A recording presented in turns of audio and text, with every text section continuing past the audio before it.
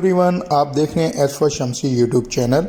आज की वीडियो में हम आपको बताएंगे कि हायर के वीआरएफ एयर कंडीशनिंग में कम्युनिकेशन एरर जो आता है वो किस तरीके से हम इसको दूर कर सकते हैं, रिजॉल्व कर सकते हैं। तो वीडियो शुरू करते हैं। वीडियो शुरू करने से पहले मेरी आपसे रिक्वेस्ट है, अगर आप मेरे चैनल पर नए हैं तो इस चैनल को सब्सक्राइब कर लें और साथ ही दिए हुए बेल आइकन बटन को भी दबा लें ताकि नई आने वाली वीडियोज़ की आपको अपडेट मिल सके।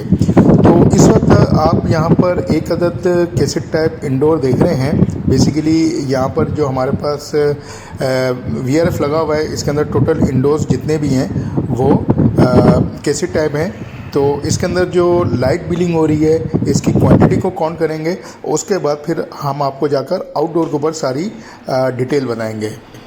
तो हम इस लाइट को काउंट कर लेते हैं, ये कितनी दफ़ा बिलिंग कर रही है। 1 2 3 4 5 6 7 8 9 10 11 12 13 14 15 16 17 18 19 20। जी, तो इस लाइट ने 20 टाइम बिलिंग किया, यानी कि 20 दफ़ा बिलिंग किया। अब हम चलते हैं आउटडोर यूनिट के ऊपर।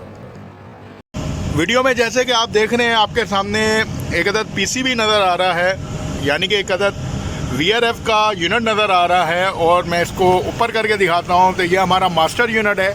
आप यहाँ देख सकते हैं कि टैग लगा हुआ है मास्टर यूनिट का वीआरएफ। और इसके साथ ही हमारा दूसरी साइड पर इसके जो स्लेव 1 और स्लेव 2 यूनिट है वो मैं आपको दिखा देता हूँ। ये हमारा स्लेव 1 और इसके पीछे स्लेव 2 यूनिट रखा हुआ है।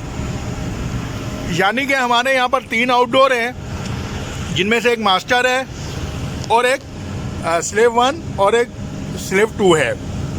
तो सिंपली वीडियो बनाने का मकसद ये है कि वीआरएफ से रिलेटेड वीडियोस मैं बनाता रहता हूँ। और मेरी आपसे रिक्वेस्ट है, अगर आप मेरे चैनल पे नए हैं तो इस चैनल को सब्सक्राइब कर दें और साथ ही दिए हुए बेल आइकन बटन को भी दबा लें ताकि नई आने वाली वीडियोस की अपडेट मिल सके। जैसे कि मैंने स्टार्टिंग में आपको बताया कि इंडोर वहाँ पर कैसेट यूनिट दिखाया था मैंने आपको, जो इंडोर के ऊपर जो इंडिकेशन लाइट हो रही थी, बिलिंग हो रही थी, वो 20 टाइम हो रही थी, 20 दफ़ा। तो इसका मतलब ये है कि ये कम्युनिकेशन एरर जो आता है इंडोर टू आउटडोर, यानी कि बिटवीन इंडोर टू आउटडोर, तब जब भी इसमें कोई डिस्टर्बेंस आ जाए या कम्युनिकेशन ना बन पा रही हो तो इंडोर के ऊपर हायर के यूनिट है ये, इंडोर के ऊपर 20 टाइम बिलिंग होना शुरू हो जाती है। तो आगे मैं मज़ीद आपको बताता हूँ। यूनिट एक बार दिखा दूँ आपको। ये डीसी इन्वर्टर यूनिट है। और आउटडोर के ऊपर यहाँ पर जो एरर हो रहा है शो, वो 26.1 का एरर शो हो रहा है। यानी कि आप हायर टेक्नोलॉजी जो हायर के यूनिट हैं, इसके अंदर इंडोर के ऊपर भी एरर शो हो रहा होता है और आउटडोर के ऊपर भी हो रहा होता है। और मुख्तलिफ कंपनी के जो यूनिट होते हैं उनके अंदर भी तकरीबन इसी किस्म का सिस्टम होता है। तो यहाँ पर जो 26 एरर शो हो रहा है, ये मैं आपको इसकी जो एरर लिस्ट है उसके अंदर भी शो कर देता हूँ, वो मैं आपको दिखाता हूँ अभी। जी, तो ये सामने हमारे इस वक्त एक अदद एरर लिस्ट है। तो यहाँ 26 का जो एरर है वो हम देखते हैं कि क्या है। यहाँ पर हम देखें तो 26 है। यहाँ पर बोल रहा है जी इंडोर कम्युनिकेशन फेलियर। जैसे कि मैंने वीडियो में बताया आपको कि इंडोर टू आउटडोर जो कम्युनिकेशन वायर होता है उसके अंदर कोई प्रॉब्लम हो जाए तो ये एरर आ जाता है। और इस एरर आने की 2-3 वजूहत होती हैं। एक तो ये होता है कि जी आपकी केबल ख़राब हो गई तो तब भी इशू आता है, या फिर ये होता है कि जब आप इंडोर्स और आउटडोर को पावर सप्लाई आगे पीछे ऑन करते हैं, यानी कि बाज़ औक़ात ये होता है कि कुछ इंडोर्स बंद कर दिए जाते हैं और आउटडोर ऑन रहते हैं, यहाँ कोई फ्लक्चुएशन जब होती है तो तब भी ये एरर आ सकता है। तो इस वक्त हमारे पास ये एरर इसलिए आया है कि यहाँ पर जो लाइट की फ्लक्चुएशन हुई उसके बाद जब ये यूनिट दोबारा ऑन हुए तो मास्टर यूनिट ने इंडोर्स को रीड नहीं किया। हो सकता है कि उसके अंदर जो इंडोर्स की क्वांटिटी है वो प्रॉपर तरीके से रीड ना हुई हो, कुछ यूनिट बंद हो, तो ये इशू आ गया है। तो हम इस एरर को दूर कैसे करेंगे वो मैं आपको बताता हूँ। सिंपली हम इसकी पीसीबी की पावर सप्लाई बंद कर देंगे अभी। जी तो पावर सप्लाई मैंने इसकी बंद कर दी है पीसीबी की, और यहाँ पर हम लोग एक बार दोबारा से डीप स्विच सेटिंग करेंगे। तो यहाँ पर ये इसमें जो BM1 जो डीप स्विच है हमारी, यहाँ से हम लोग इंडोर और आउटडोर की क्वांटिटी को रीड करवाते हैं। तो मैं इन डीप स्विच को दोबारा से ऑफ कर देता हूँ और हम इसकी पावर सप्लाई दोबारा से एक बार ऑन करते हैं।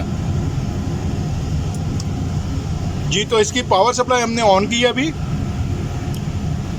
ये देखें लाइट्स यहाँ पर जो ग्रीन कलर की है वो शुरू हो गई हैं, और यहाँ पर जहाँ पर एरर आ रहा था, यहाँ दोबारा से इसने इंडोर्स को रीड करना शुरू कर दिया है। तो मैं क्लोज करता हूँ। तो यहाँ पर अगर आप देखें तो यहाँ पर 12 इंडोर को रीड कर रहा है, और साथ ही 3 का भी ऑप्शन आ रहा है, यानी कि 3 आउटडोर, मास्टर खुद और स्लेव 1 एंड स्लेव 2।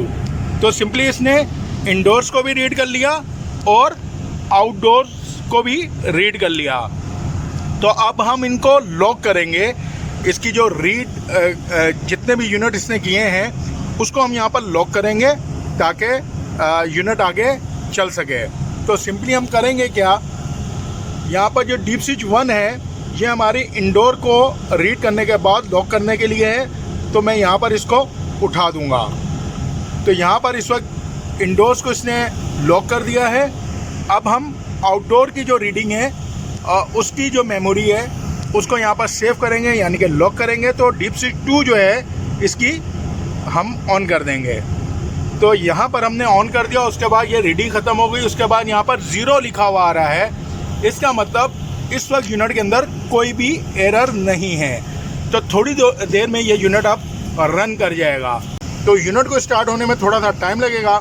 जब तक मैं वीडियो को यहाँ पर रोकता हूँ, जैसे ही यूनिट रनिंग कमांड में आएंगे वहाँ से वीडियो स्टार्ट कर दूँगा। जी तो इस वक्त ये यूनिट हमारा ऑन हो गया है। मैं कंप्रेसर के करीब करता हूँ कैमरा, हो सकता है आपको उसमें साउंड आ जाए इस कंप्रेसर का। साथ ही मैं इसका कंडेंसिंग फ़ैन भी आपको दिखा दूँगा।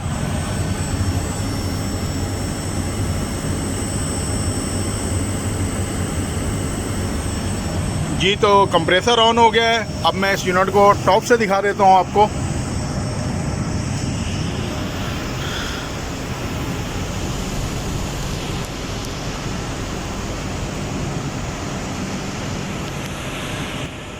जी तो ये मास्टर यूनिट मैंने आपको दिखाया, यहाँ पर ऑन है। अब हम चलते हैं स्लेव 1 की तरफ। तो हमारा यहाँ पर स्लेव 1 यूनिट भी ऑन हो गया है। अब हम चलते हैं स्लेव 2 की तरफ। ये मैं आपको दिखा दूं, स्लेव 1 था ये है जी हमारा स्लेव 2।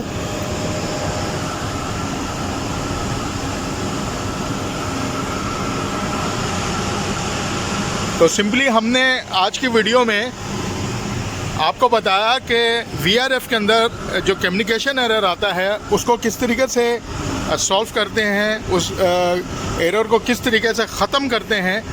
और दोबारा मैं ये आपको बता दूं, ये हमारे हायर का VRF है। मुझे उम्मीद है कि आज की वीडियो आपको पसंद आई होगी। वीडियो पसंद आई है तो वीडियो को लाइक कीजिएगा, कमेंट्स कीजिएगा। Thank you very much.